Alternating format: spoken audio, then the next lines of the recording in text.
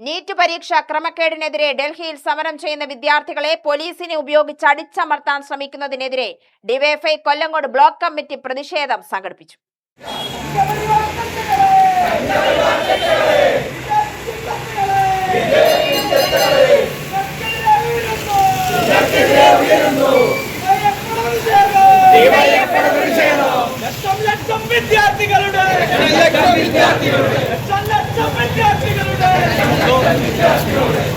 പ്രതിഷേധ പ്രകടനത്തിന് ശേഷം നടത്തിയ പ്രതിഷേധ യോഗം ഡിവൈഎഫ്ഐ ജില്ലാ ജോയിന്റ് സെക്രട്ടറി ദിനനാഥ് ഉദ്ഘാടനം ചെയ്തു.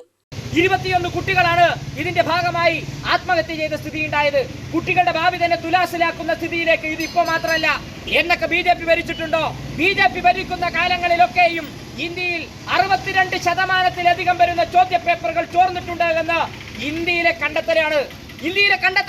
ബാക്കിയുള്ളത് ആര് ഭരിക്കുമ്പോഴാണെന്ന് ഞാൻ പറയാതെ നിങ്ങൾക്കറിയാലോ. അത് കോൺഗ്രസ് ഭരിക്കുമ്പോഴാണ്.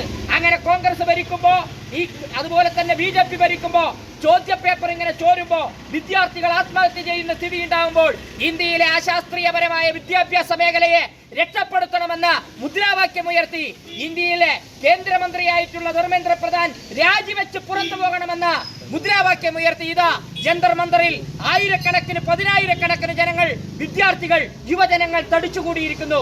ആ തടിച്ചുകൂടിയതിന് നേതൃത്വം കൊടുത്തത് നമുക്കറിയാം. സോഷ്യൽ മീഡിയ പ്ലാറ്റ്ഫോമിലൂടെ ഉയർന്നു വന്നിട്ടുള്ള CJPയുടെ നേതൃത്വത്തിലാണ്. ആ CJPയുടെ നേതൃത്വത്തിൽ തുടങ്ങിയ സമരം നാളിതുവരെ പിന്നിട്ട് 45-ലധികം വരുന്ന ദിവസങ്ങൾ മുന്നിടുമ്പോൾ നിങ്ങൾ മനസ്സിലാക്കുക, ഇന്ത്യയാകെ നടുക്കിയ സമരമായി അത് മാറുന്നു. അജയകുമാർ അധ്യക്ഷനായി. DYFI block secretary R. Rahul, block treasurer Jithu Kiran, SFI ജില്ലാ സെക്രട്ടേറിയറ്റ് അംഗം S. Abhinand, DYFI block joint secretary Prasanth, Arun Dev എന്നിവർ പ്രസംഗിച്ചു. UTV news, Palakkad.